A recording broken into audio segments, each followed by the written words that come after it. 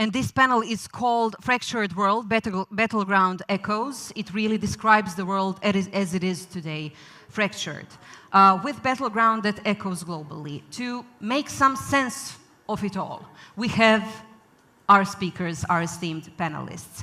Viktoria VDOVYCHENKO is the Program Director for Security Studies at the Center for Defense Strategies, offering us a deep analytical perspective on defense strategy, especially with regard to Ukraine.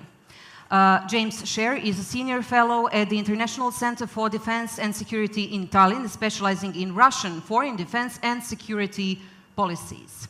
Martin SKLENÁR is a Distinguished Fellow at GLOBSEC and the former Minister of Defense of the Slovak Republic, experienced in defense policy and NATO relations also. And Reinhold LOPATKA is a member of European Parliament from Austria's People's Party, a member of EPP Group. Welcome, dear panelists. Now, the global order is undergoing seismic shifts with these two major conflicts unfolding.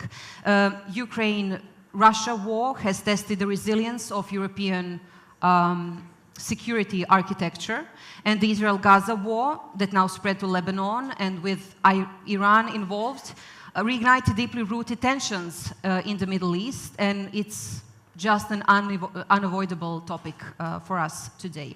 The ripple effects from both of these conflicts are felt globally, as we all know. This panel will explore how these battleground echoes are shaping the global geopolitical scene and landscape, but also defense, security, and diplomatic strategies worldwide.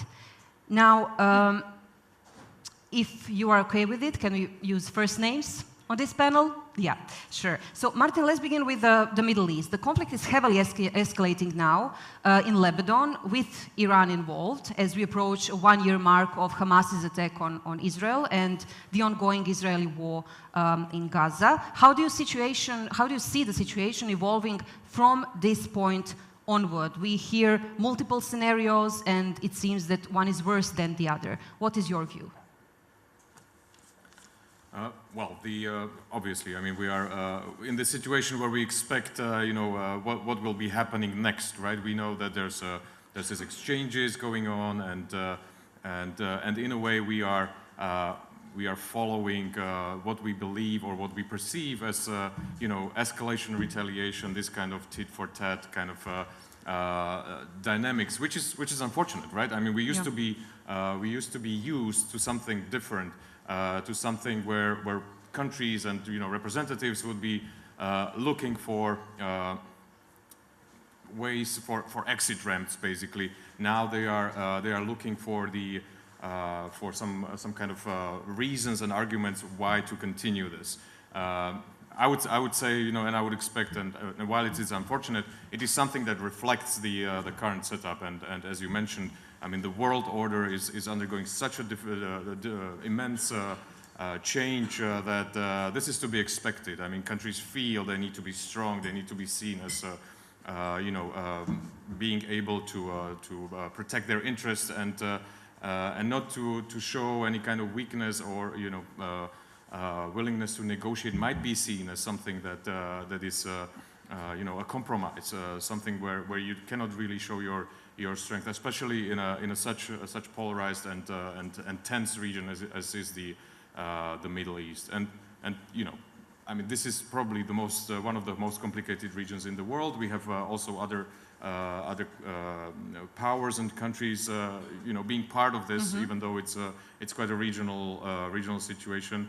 What strikes me most also as we look at this in comparison to the Ukraine situation, and especially with the latest exchange between Iran and Israel, or the attack, the escalation from Iran towards Israel, and the involvement of countries, U.S., UK, even France.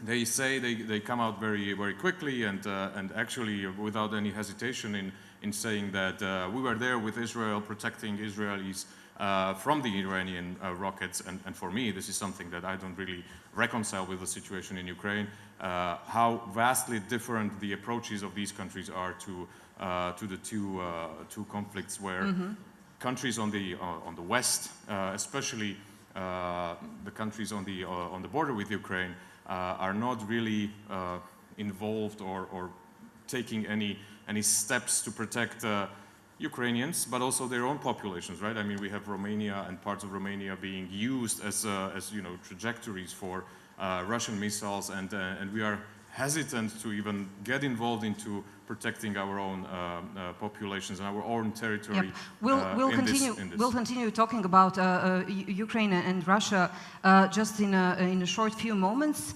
Reinhold, the major powers that Martin mentioned, like US, Russia, EU, all, let's say, helped to create this situation in the Middle East and to shape it. What role could or should they play in this moment from now on? Martin said about this attitude of let's continue on the fight. Is there any plan for the peace in the Middle East that you might see? I hope at the end of the day that there is a plan for peace, but nowadays it's the opposite, how I see it. And the European Union remains a diplomatic player there. Mm-hmm. But to be realistic, we have to see that the United States, by far the most important player, and of course also Russia is there. If you look to Syria or via Iran, they are directly involved. And we have to see, on the one hand you have here the United States, mm-hmm. but we don't have United States of Europe. We are far away from this. When you look how the German or the Austrian government qualifies the fight of Israel against the terrorists of Hamas, and you compare it with Spain or Ireland, it's not the same. So European Union doesn't have one voice even in this conflict in the Middle East? You see it when you have votes in the United Nations. Mm-hmm. That's the problem. Can it be a real diplomatic security strategic player in the world conflicts without having one voice? That's the huge problem, but not being too pessimistic. Mm-hmm. For the next Commission, I'm more optimistic, because we have here two central figures, mm-hmm. With the High Representative of the European Union, and for the first time we have a Commissioner for Defense and Space. Mm-hmm. Both are experienced politicians, both are former prime ministers, both know Russia, coming from the Baltic countries. So I think the European Union can play a stronger role as it did and as it is doing nowadays. Right now, yeah. James, we see the US and West helping Israel, and then we see Hezbollah in Lebanon helping Gaza, then Iran helping Lebanon, and then on and on and on it goes. You are an expert for Russia. What is Russia's perspective on this war and its wider interest in the Middle East? Thank you, Jasmina. Let me, if I may, make 3 points. The first is that during the long era of Vladimir Putin, Russia established a reputation in the Middle East as an actor that pursued its policy aims very professionally, methodically, competently, and unideologically, which meant effectively it could cultivate every country and its own worst enemy. And this explains the very productive Russia-Israel relationship that existed until comparatively recently, and the emergence of an increasingly comprehensive relationship between Russia and Hamas, beginning in 2006. My second point is that here, as in other areas of the world, the expansion of the Ukraine war in February 2022 changed everything. Mm-hmm. Russia's relationship with Germany was sacrificed. Russia's relationship with Israel has now been sacrificed. Why? Well, one factor that would have concerned them in any case is the Abraham Accords. The Abraham Accords, the wisdom and beauty of them is that without dropping a bomb, without lifting a finger, this was a dynamic that over time was clearly going to render Hamas and later Hezbollah irrelevant to what was going to take place in the Middle East. And Russia, as much as Hamas, wanted it stopped. And Russia, as much as Hamas, understood the Israelis and understood the Israelis are completely predictable. The people of Israel, for reasons we all understand, their view is turning the other cheek is a recipe for extinction. We don't do this. So after those attacks, it was clear what Israel was going to do. This was a classic example of what the Russians call reflexive control. Israel did absolutely what was expected, upended the Abraham Accords, created a totally different situation. Moreover, in these new circumstances, Russia firmly needed Iran fully on its side as a leading weapons supplier and supporter in the war in Ukraine, and it's achieved that. And here, as well as elsewhere, we see Russia doing everything to try to divert the United States and the power of the United States from Ukraine by opening this new front and this new theater of hostilities. So that's where we still are. That's how we got here, and that's where we are. How do we go on from here? What is your view? We were very pessimistic before. I mean, the whole world is really pessimistic when we see what is going on and the mindset that is in play here. How do you see this evolving? I don't know. I mean, there are, I'm not encouraged, frankly, by any policies I see in the West with regard to this, because they keep emphasizing, trying to achieve success out of failure. I'm speaking outside my brief, but I'm sorry, I do not think it is realistic to keep pressuring Israel to conclude a ceasefire in Gaza. It's not going to happen. Let's stop investing in outcomes that are not going to happen. Something is going to happen between Israel and Iran. Hopefully, it could be more not the thing we fear the most. It could be more disturbing and with possibly some positives, or it could be even more disturbing. Okay. Hopefully it won't come to that. So, you know, this is for all of us to speculate about, but we don't know. Victoria, we see the conflicts are, we just cannot view them as these isolated points in time. They are all connected, as we said. I know this is not part of your expertise, but you are a security expert, so what is your view on this? Well, definitely attention is a part of currents of geopolitics, as we say, and definitely focusing now both on the Middle East area as well as the Black Sea area, Azov area, let's not forget about that, Mediterranean Sea. This is something what we see triggers and pulls us of the threats that authoritarian regimes are pulling on us and actually triggering us for some reactive modus operandi, unfortunately. So definitely there is no easy solution, and your question will be the risk of escalation is fairly high in all of the theaters as we are talking to. Of course, we cannot rely on yesterday's tactics to fight the wars of the future. So we have, and that's what we are here to talk about, to be secure as the name of the forum. But we are definitely already in a different modus operandi. We are absolutely not secure in anything. And let's start as a background of that. So actually my point will be here. Of course, we heard today that European Union is preparing to impose a package of sanctions against Iran to supply ballistic missiles to Russia. Ukrainians are asking, why only now? Ukrainians are differently asking that there is this modus operandi of the peacetime still in many decisive or decision-making options or framework is pulling triggers to us. We definitely think about how to save our lives. We have to. We are in a survival mode. We also have to think about the future. And this future, to be secure, as the name of the forum, is definitely not secure if we are not changing this modus operandi. How do you see the latest President Zelensky's push for the victory plan and his visit to the United States? Well, definitely that's last week was what we say, a lot of international events happening at the same fora. And of course, the victory plan is something that President Zelensky voiced, announced, presented to the US leadership, but not only to the US leadership, And it's something to be discussed during Ramstein meeting, the upcoming week, which is very important because they're going to be also President Joe Biden's tour now in Europe. And of course, there will be what we say, we're expecting the legacy of the United States, to preserve.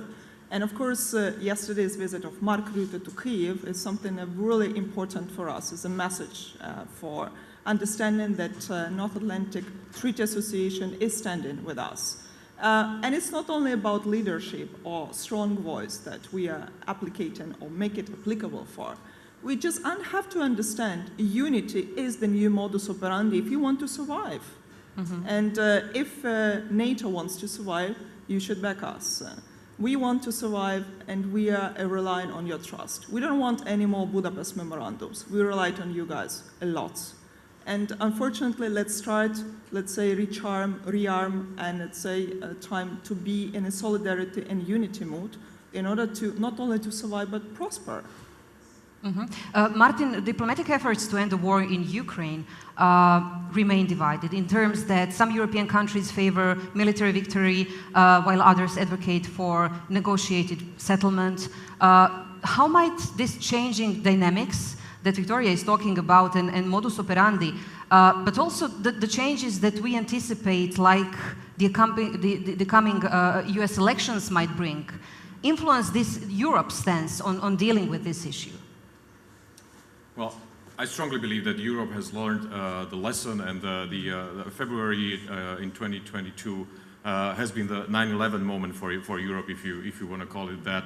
I mean, the kind of engagement and the commitment that we have seen from the European Union strongly resembles, I mean, the changes that were there after 9/11. And so I hope it's not going to change at all, no matter the outcome of the US election or anything.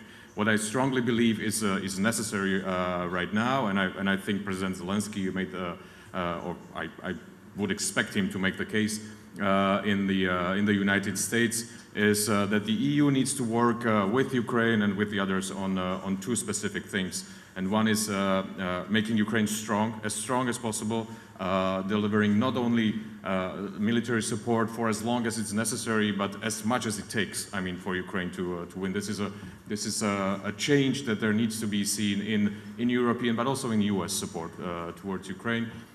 Make it strong, make it clear that Ukraine and the West is ready to win this, not only fight as long as necessary.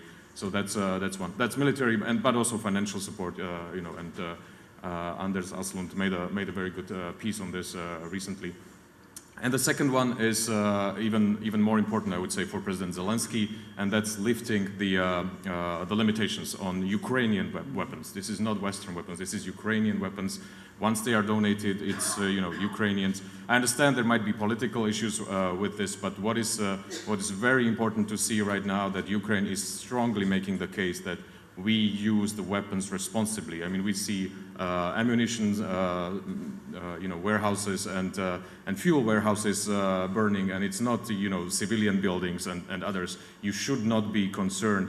This is what you need to do right now to make sure that Ukraine can actually take this to Russia, as it has shown also in the Kursk incursion, and then start the negotiations. And I mean, this is what everybody wants. This is what it needs to come to a negotiated settlement of this that comes at a moment when Ukraine is okay with it and feels strong in its position, and when there's and when Russia feels that it needs to make any kind of compromises. How close or far away are we from that moment? Well, if we decide on the two, we make Ukraine as strong as possible, and we lift the limitations. I think we can get there very, very quickly. And then countries like even the Hungaries and Slovakias in the West will make an argument, or will be probably more this will go into their direction of thinking. Now it's time for the negotiations, but let's get Ukraine to a position of strength where it can negotiate a just peace agreement.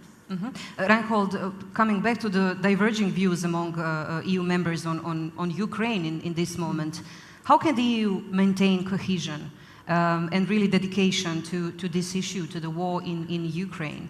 How can it maintain cohesion in its foreign policy and defense strategies? We see really two sides of the spectrum of how to come to this solution. Yeah.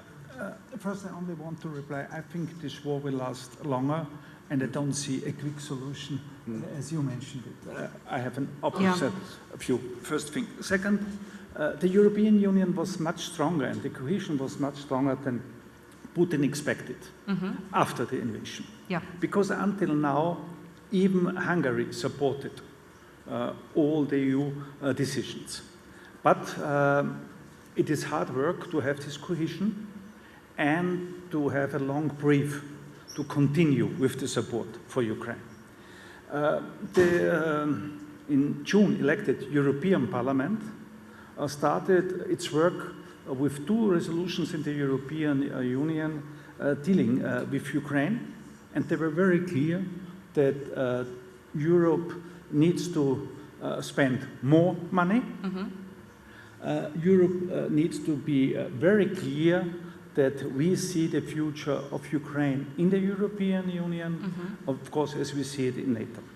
Having said that, the biggest group in the European Parliament, EPP, I'm a member of this group. We passed last week a new document, a strong document on European defense. It's entitled Europe that Protects, Building a True European Defense Union. And here it is very clear that we see it not as a quick solution, but that we have to spend much more money as we did in the past. 23 out of the 27 member countries of the European Union are in NATO, but also neutral countries. I'm coming from a neutral country, Austria. We can be here in line because we have this obligation of solidarity. Of course, we cannot directly support Ukraine with weapons, but there are a lot of other fields where we can show our full solidarity. Talking about these strategic decisions, how do you see, and what is your opinion on lifting the limitations on using the weapons donated to Ukraine? You know, from a European standpoint. Yeah, as a member of a neutral country, not supporting military, I'm not that one who wants to give some advices. So, from a position of a member of European Parliament, as a the whole, position and, is very EU's clear. Policy, the position is very clear. The European Parliament is here more outspoken as the national governments are in favor of Ukraine to give them the whole range, to use it. James, despite these excessive sanctions to Russia and the military support to Ukraine, the war has persisted longer than many anticipated, at least in the beginning of it. Do you believe the West has underestimated, in some terms, Russia's long-term resilience? Did we all have this opinion that, okay, we can do something rather quickly about this?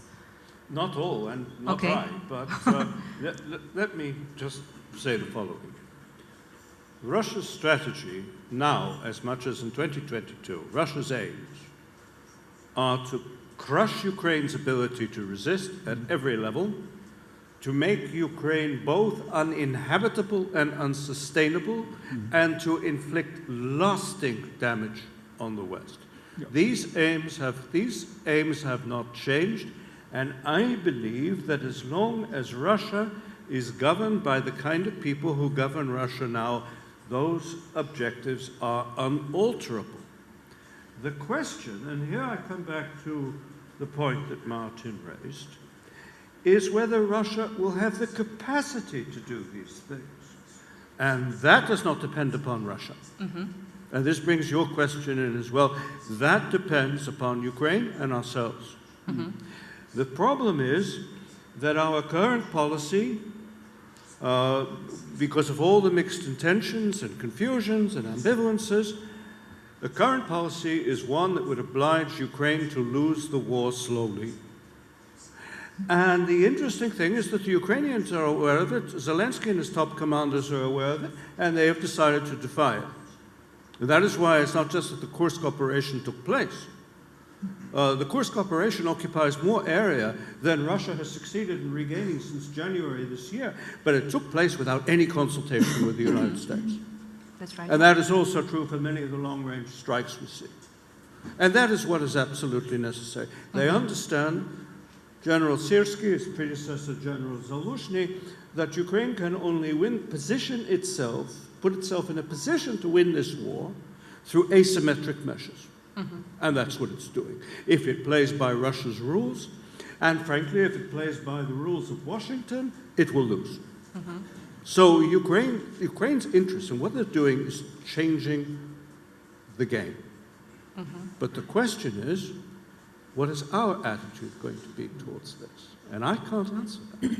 How much of a game changer would it be if Donald Trump wins an office again? Well, I'm certainly not going to try to answer that. But I mean, in this pressuring on Ukraine to follow Washington's lead. Yeah, but you see, you should all be aware, there are various individuals in the United States, cottage industries, that are trying to suggest in various ways, with various degrees of plausibility, that the real Trump, the real thinking of Trump, is a lot more realistic and a lot more responsible than the campaign rhetoric suggests. I'm not convinced by that. But maybe, and it would be a good thing too, but we don't know. Yeah. What I do fear is that if the current lot of people in the States are broadly speaking re-elected because Kamala Harris inherits all the same people, we're in for more of the same that we've experienced. Victoria, well, the war has been going on, as we mentioned a few times in this forum, for 2 years and 7 months now. What do you see maybe as the biggest strategic missteps made by the West? But were there also strategic missteps made by the Ukraine itself? Jasmina, thank you for this question. One of the strategic missteps is just how it is narrated by you guys. You say 2 years and 7 months. We say almost 11 years. Yeah. That's one of the very important things that we literally, and we continue to narrate that the war is not something that, there is a bug here, sorry. Yeah. They're coming into. That's most importantly how we present the information.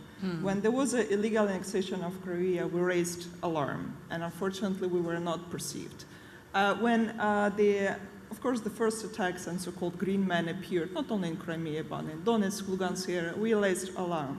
Yes, but we're talking about secondary sanctions that are still not working, which allow Russia to regroup, actually, with the new authoritarian regime, something that we talked about already. There are 142 combat engagements on various fronts now, kinetically as we speak. But Russia actually is catching you guys informationally or in the cyberspace. And the most important is... This slide really likes you. Yeah, they like me. This is my favorite person. I'm going to fly all over her face. That's not a problem.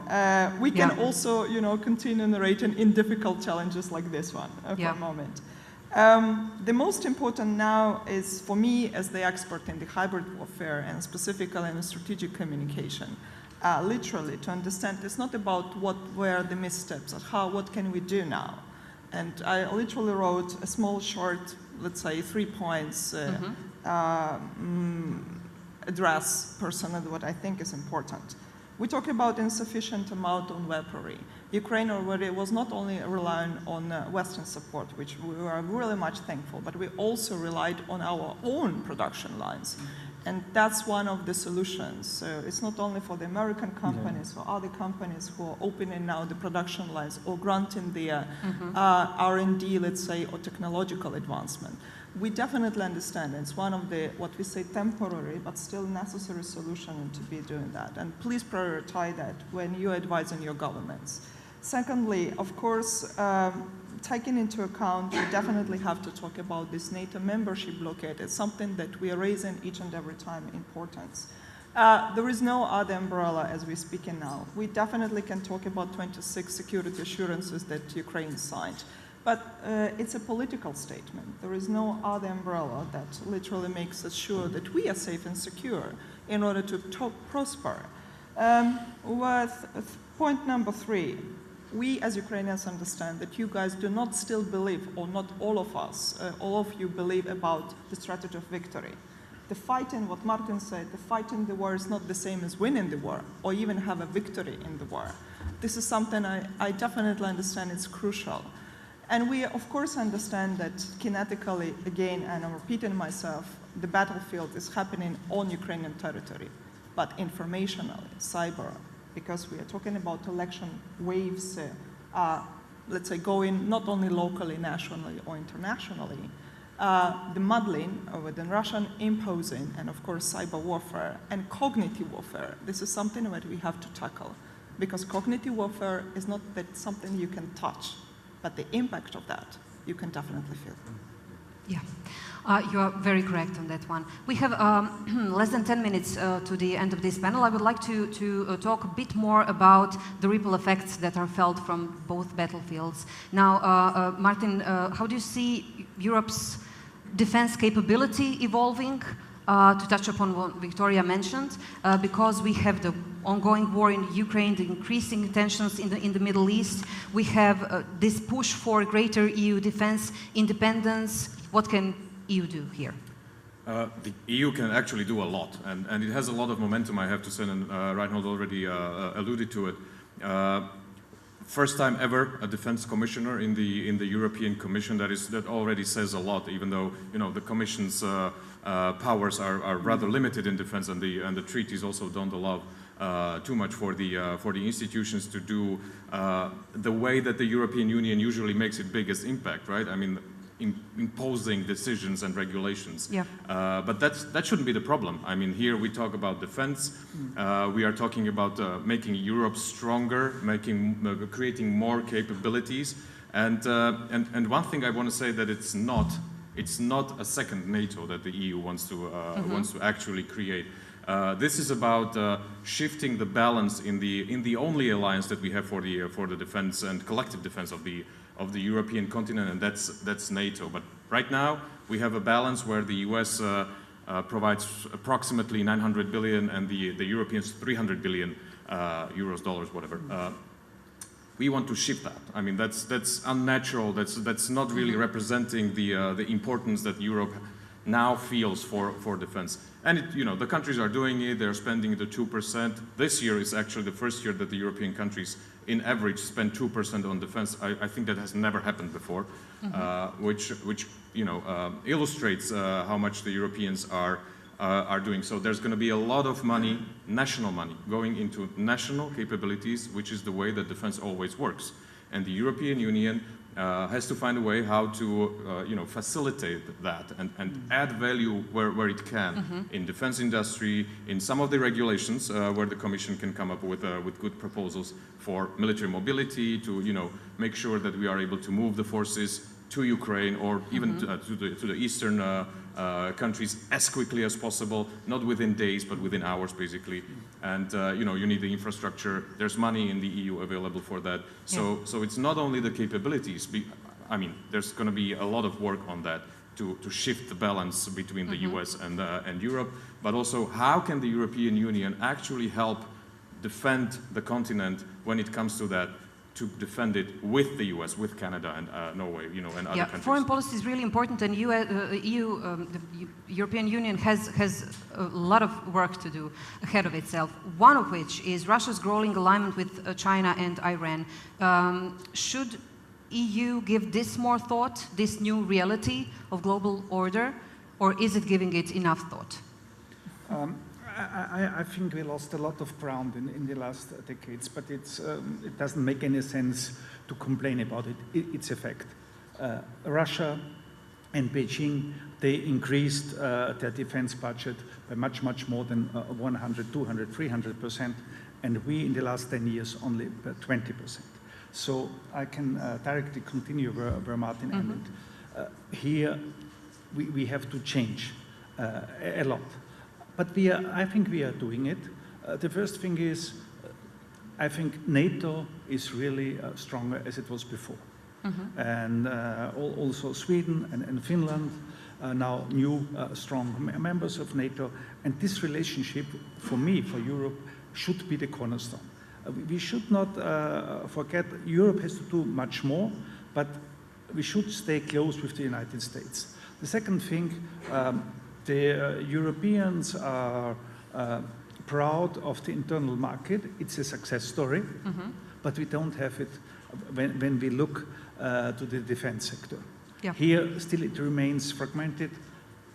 Here we need a big change. And this is one of the main issues for the new commissioner. And I hope he will be successful to build a true European single market for defense. Yeah, we hit snooze button a lot of times, as Victoria said, and then this wake-up call came and we aren't as prepared as we wanted to be. I think we realized this wake-up call, and when I look at the new commission, I see on the top of the agenda 3 points, and one of these 3 points, besides competitiveness and migration, is defense, and this is the right order. James, the energy crisis has triggered really inflation and problems throughout the continent, and this continues to be the cause. Are we fully awake to what Russia is prepared to do in the months and years ahead regarding this energy as a weapon? Jasmina, could I be disobedient and, yeah, sure. and add to the Yeah. important question you posed, Reinhold, because we only have 3 minutes. Yeah. I think it is of vital importance that all European decision makers understand that without the support of China, North Korea, and Iran, Russia's defense industrial complex would be on the point of collapse, and Russia would no longer be capable of waging this war. Let's understand that. China supplies Russian defense industry with 70% of its new machine tools and 90% of its microprocessors. You know, this is the reality. If we want to pretend it's not there, that's we're sovereign countries, we can do that.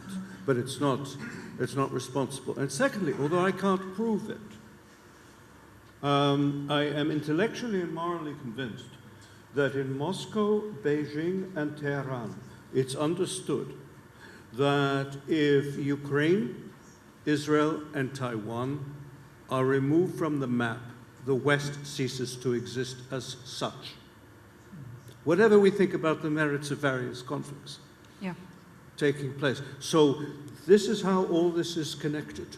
Yeah, global interdependence. It is regional and global, and we need the imagination to think about it. A final point, which comes back also to what you spoke to Martin about. I think when we talk about what the EU can do and do better, I feel as if I'm listening to a discussion about how we trim the garden in a house we haven't built yet, in a house we haven't committed the investment and capital to build yet from the foundations, which in this case is an integrated, potent European defense industry, but also we need to invest, we need to support people who will build a culture of action rather than talking about how we act. Action. And particularly in the face of what we inadequately call hybrid war, which is not principally, of course, the cognitive dimension is enormous, but it is also about penetration, intimidation, sabotage, disruption, destabilization, assassination, and murder. That is what we have seen across Europe, not just in the frontier areas. We've had factories producing munitions for Ukraine burnt down in England. Okay? And we seem paralyzed in the face of all of this. There are many actions and many consequences of this war. Victoria, for the very end, what it all comes down to are people. So the human toll of the war is huge, is enormous. Is that one of the topics that comes under the radar when we talk about security, global security, changing of the security structure and everything? Where are people in our discussions? It's impossible to consider all the refugees and consider the refugees we will have. Thank you, James. Thank you, James. If Ukraine completely collapses, how can we not be aware of this? I'm sorry, Victoria. No, it's fine. It's just thank you for telling that, because, you know, Jasmina, we have to balance. It's not definitely understanding that we as Ukrainians, we literally want peace, and that's something ordinary, but it's not only something that Russia is demanding us. So therefore, we'll continue our resistance. At the same time, we have also voiced this message each and every time in this audience, and thank you for bringing me for the first time here. We also are limited, and that's why we want that you help us in advancing in technologies. We want your political support, because we want to protect the most important, our lives. With this very important and central thought, we will conclude this panel discussion. Thank you so much for being a part of 2BS Forum. Thank you so much.